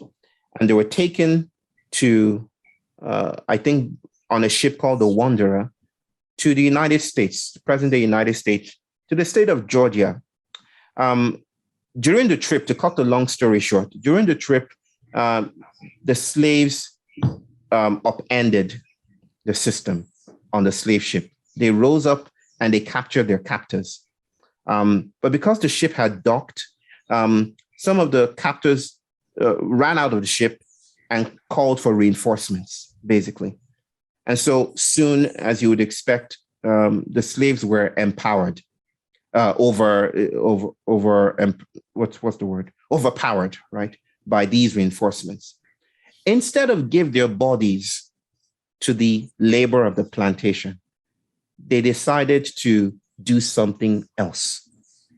In a single line, 70-something men, women, and children singing their ancestral song, singing the song, Amadioha has brought us across these waters. Amadioha will take us back home. Or Chukwu has brought us over here. Chukwu will take us back home. They marched in a single file into the waters. What sense do we make of that?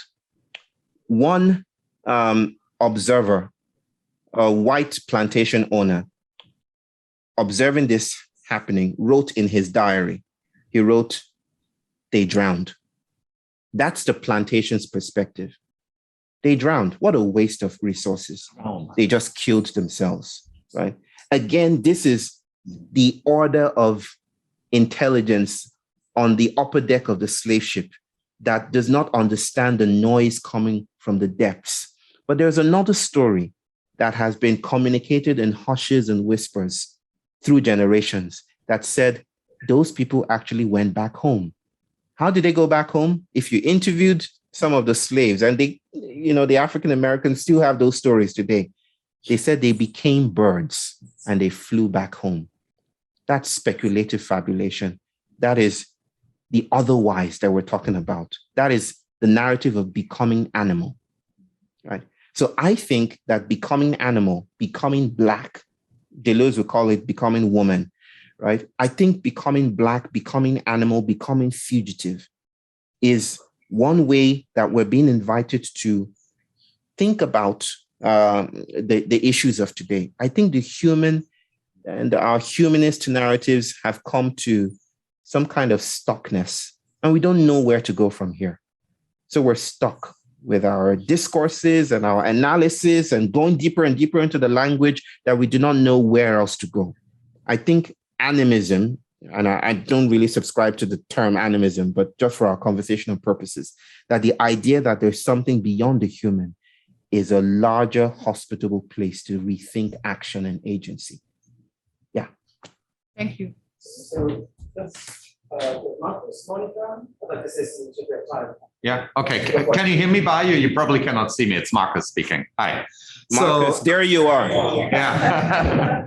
Well, so great to see you, at least on screen. As a bigger you, it's wonderful. You're on two screens, and yeah, you're bigger than life. To refer to the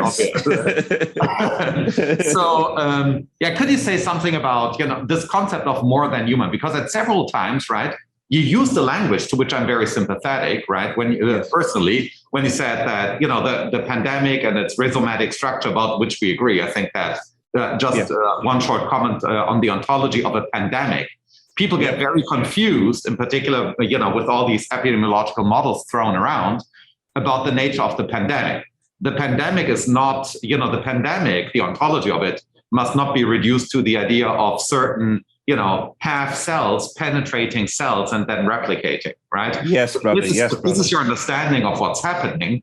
Then, of course, you have to outsource, all the hesitancies and the borders, right? I remember in April when I was trying desperately to get vaccinated in Germany, it was very hard to get vaccines. And I did call Paul, right? And I wanted to fly to the United States in order to get vaccinated. Right. And at the time, we had a different morality in Germany. So I was disqualified. So my agency counted as immoral at the time. We had this term Impfdrängler in Germany. So people desperately want to get vaccinated. And then, which is the opposite concept of vaccine hesitancy, right? And then it turns into vaccine hesitancy. Urgency. Right? Urgency. Then it became urgent. And as we all know, at every particular phase of the pandemic, coded typically nationally, sometimes even more regionally, right? There's a different set of, shame and guilt. People in Germany, it's usually people returning from vacations, Urlaubsrückkehrer, or the young, right? So now it's those hesitant to get vaccinated, etc. So I think on this level, what's happening ontologically speaking is, reductionism in action, or what you call science. Yes. So the confusion, right, of a pandemic, which is the entire system involving, various kinds of bodies and borders and politics and health publics and stereotypes and all of that. That's the pandemic. The pandemic is not, right, just a bunch of stupid cells entering bodies. So I think this is already a terrible ontology of the pandemic. And therefore, everybody basing their ethics of the pandemic on that assumption will come up with unethical solutions. So now let me use this idea, right? A certain kind of really ecological thinking about a pandemic, which invites, just by its name, a pandemic, invites holistic or systemic approaches, as a matter of fact. Now, why not think of the situation that we're in as a call to being human, right? So what you call more than human might be a response to what is it to be human right now. So some things that you say sound, of course, as if you are calling for different kind of perspective where a different mereology, where we think of what used to be called the human, right, as spilled over into different kinds of systems. But another way of thinking about what you're doing is responding in a novel way to the question, what it is to be human in the pandemic, in et cetera, in what I call the era of crisis. So I think we live in a time of crisis in the sense that we understand ourselves as involved in multiple crises. So these crises are real, right? I'm not saying we are making up the crises, but it's interesting that we govern ourselves in terms of a self-conception of being in crisis. So what I'm suggesting then is this, right? So, do you think there's if this is the way of putting it, would you still think that the use of human, right? Here I'm kind of quoting you, but holding on to the idea of human as just a broader, extended, distended, right, dynamic notion, right? So why not think of this as a basis of a new humanism rather than overcoming, transcending, etc., right? So is not this kind of language, post-humanism, etc., itself part of what you call, right, thinking outside of the box? So what if you apply the kinds of tools that you have to this and move over to my side of the new humanists? That's your game. You just really try to get me on your side, Marcus. Of course. That's all you try to do. That's why you brought me here. I think that strategy is theoretically sound. I mean, I'm open to the idea of stretching, disturbing, interrogating, investigating, and revamping the notion of the human, right? Because nothing, even capitalism, easily pathologizable, is still becoming, right? Nothing is as static or as still ontologically. We're dealing with machines, processes, things that are continually moving and migrant. So nothing is static.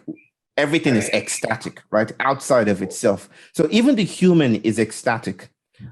So I like the idea, and people, there's something, that goes beyond, the way I hear it from you, goes beyond inclusivity. Exactly. efforts to bring in more people into the human, which is like bringing more people into the state or bringing more people into citizenry or some kind of conformity to ways of speaking and acting and being that supports the familiar, right? So I like the idea of stretching out the human. And I think it's already been stretched out. It's continually spilling and becoming something else. However, I think, brother, for me, I'm spiritually, aesthetically committed or driven to the direction of seeking beyond the human, not as a refusal or dismissal of the ongoing promise of the human as a prospect, as a possibility of taking care of ourselves and being well with the planet. But there's too much baggage. The human has a lot of baggage, Marcus.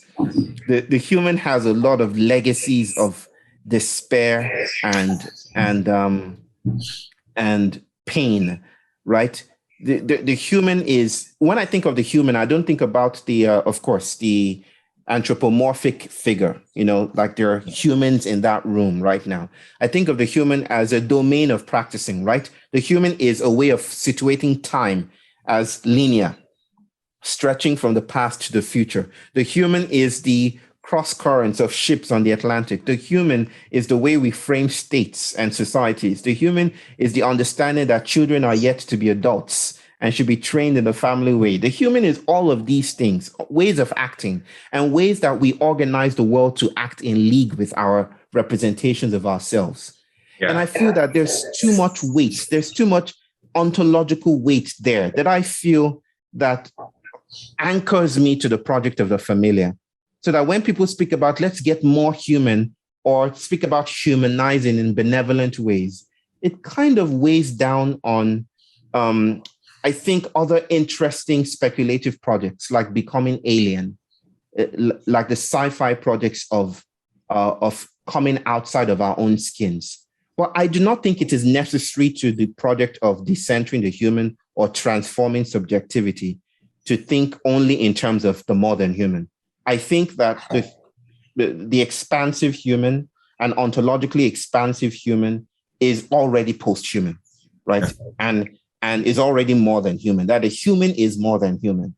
But I feel driven, I feel led to use my creaturely finite resources to explore and explicate and articulate fugitive pathways from the legacy of humanity that has threaded through the lives of myriad people that will never be named or seen or noticed in the archives of history, right? The bones that line the Atlantic, the bones in Rio de Janeiro, exposed recently when the country of Brazil was trying to renovate the slave wharfs, Cais do Valongo, for the Olympics and for the World Cup. Did you hear that story? Yes, I heard that, yeah. They opened up and they saw bones, trinkets. That's the human for me. That's how the human layers over and is indebted to dead lives and ancestors and ghosts. I want to interact with those ghosts a while. I want to sit with them, right? I want to know how to sit there, sit at the bones of Bakita. There was a particular slave woman whose bones were named Bakita by anthropologists, I think in the last decade. I want to sit with Bakita and hear what she has to say and hear what she's calling us in modernity to do. So I think, Marcus, our work is aligned in beautiful ways. We may not use the language, but I'm going in some rhizomatic direction that I think will still enrich our ecology of experimentation. Yeah, thank you. So I'm mindful of the time, but maybe Monica and you and I combine our comments, okay, and then Bayo you take it together. Okay, so hi, Monica. I can see you, sister. Yeah.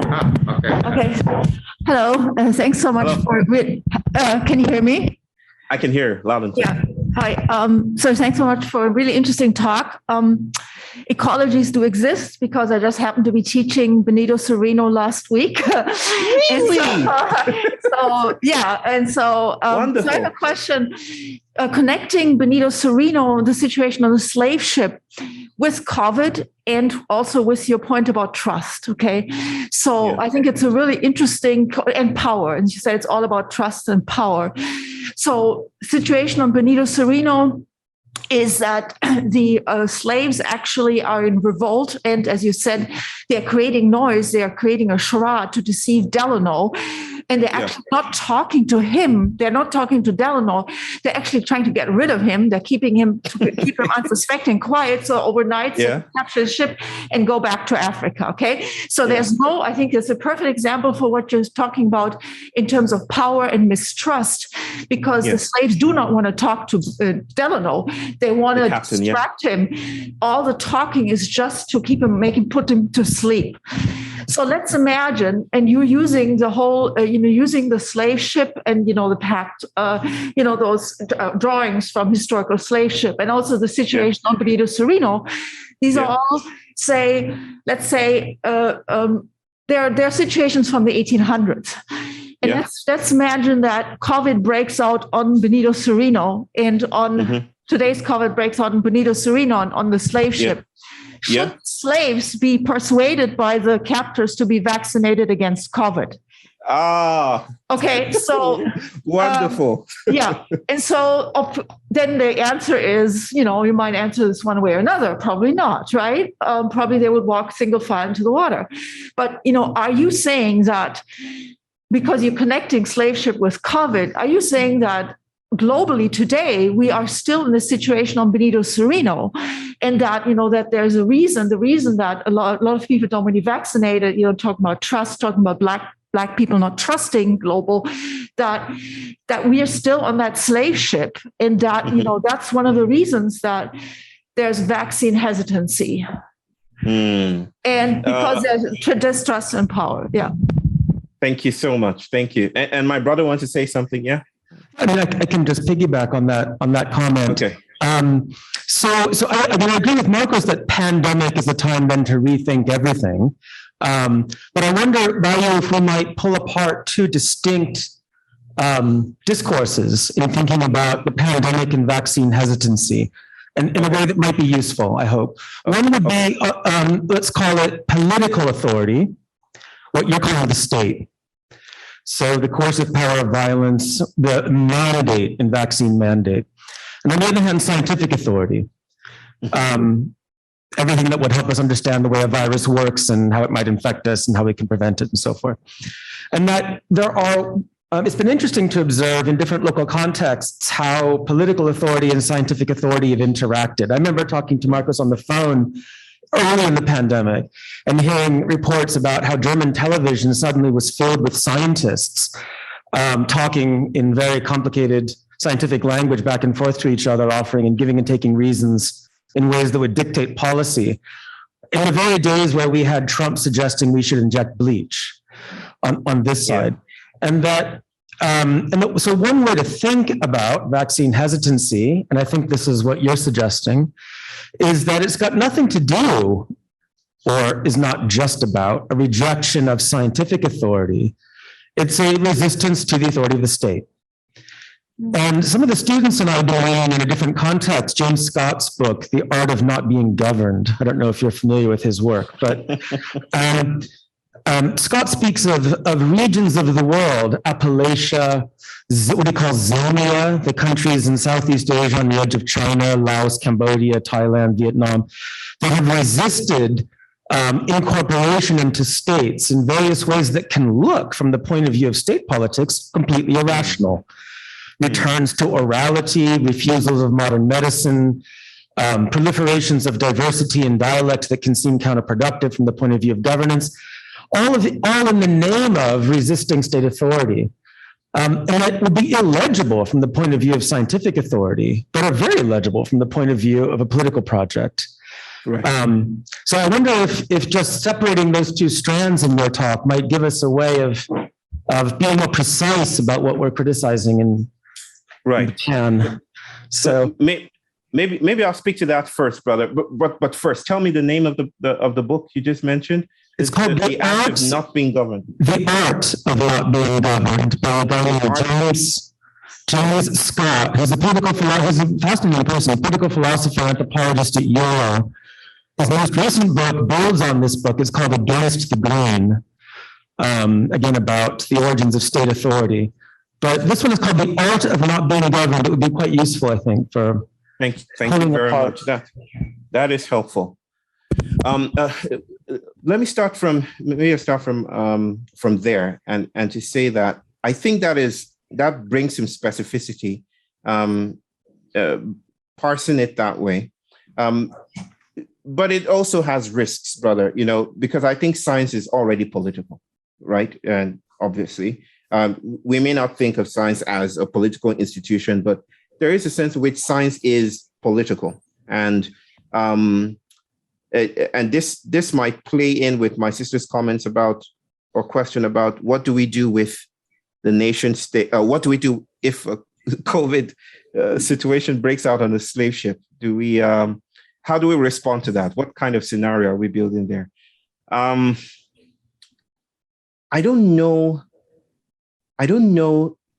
that a virus is a virus. And I guess this is what Marcus and I were saying about re-ontologizing the virus. That the way that I see it, viruses are often, depending on the circumstance and the other machines they're interacting with, opportunities for failure. And by failure, I mean the failure of the body, the failure of state, the failure of conformity, the failure of showing up or recognition. There's a beautiful Chinese, I think it's apocryphal, but they say that it's historical. Curses, they're called, 3 curses. And the first one is, may you live in interesting times. The second one is, may you be seen by the emperor. And the last curse is, may you get what you want. Right? Now, these are curses. I refer to them because I think that, in a sense, we are stuck in a bubble. I like the way Marcus framed it, that the pandemic is not just a pointillist external affair. Just like climate change is not the weather outside. Climate change is also the conference within. Now we're having about climate change. In the same sense, I think the virus is not just a thing outside. The virus is how we are relating with each other, the conversations we're having, how we understand economics and education. On a slave ship, it might constitute a crack, a place of failure that might be points of escape. I forget the heart of the question you asked, my sister. Could you just frame it again for me? I wonder if I've traced away from what you were wanting me to address quickly. Yeah. Okay. So the question is, great. Thank you. Yeah. So the question was, I understand COVID breaks out in the slave ship, and say in 1800, we know what the answer is, right? The setting of Benito Cereno. Let's say, fast forward to the early 20th century. Are we still on the slave ship today? Are we still that might justify, there might be a justified reason, related to power and, comparable that in the slave ship, that might lead people to actually refuse vaccination, so that the relationality that's required, that makes us want to be vaccinated, would actually be overridden by another system of power where exploitation is such that people might want to refuse. One of my students in Pacifica said in a class, and she's African American, and she said, we're speaking about vaccination and the crisis, and she was like, we're speaking about trust, and she was like, I don't trust the government. They've never cared about my body. My body is, she basically said, Black bodies are eaten but never fully digested. It's like Black bodies are props for the human project, right? Crutches for stability. And she felt, I don't feel like the state actually wants or needs my well-being. I feel like I'm a prop for a narrative. I don't feel invited into this. Of course, there were differing opinions in the class about this. This was the point of the conversation. But yes, in that sense, I do feel that we can think with the idea, the conspiratorial idea, but no less compelling idea that we are still on slave ships. We're still in a Benito Serrano situation. We're still caught up in those timelines because time is not linear. It's slushy and cyclical, right? So there is a sense in which we're still trying to divine our way out of the slave ship. And I feel that the way out is not through the upper deck. The way out is through cracks. Not the upper deck because we risk being the power that we're trying to outwit, right, but through cracks so that we can become something different, fugitive others to the plantation. So that's my answer to that. And my brother's helpful distinction between scientific and political authority is noteworthy. And I think it would be helpful for us to fashion a sensible critique. So much, so long as we are able to also say that science isn't faultless, of course, as we understand. Science isn't apolitical or ahistorical, because we understand that even what we call science today was built on fugitive sciences, fugitive experimentations, in the hold of the slave ship, not in the material hold of the slave ship, but in the plantation. I could give one account, I forget the disease, but how a Black man in a particular camp was hanged for bringing a plant into the community that scientists of that period felt was demonic, right? Until they tested themselves and found out that it worked to cure that disease, that particular disease. So in a sense, the idea that science is merely self-correcting kind of populates this resource pool that science is the only way to think about the world. Science is the only way to generate knowledge. But I'm saying that there are other knowledges, there are other modes of generating knowledges that are not just alternatives to science, but that disturb science's claims to exclusivity, right? So science is political. It is political authority as well. Just watch Dune, the new movie, to put that together.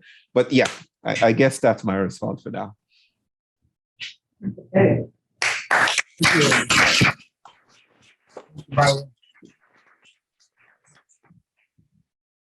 I guess we just thank you very much. Yeah. Bye, Bayo. Okay. Bye. Thank you very much. Bye. Bye.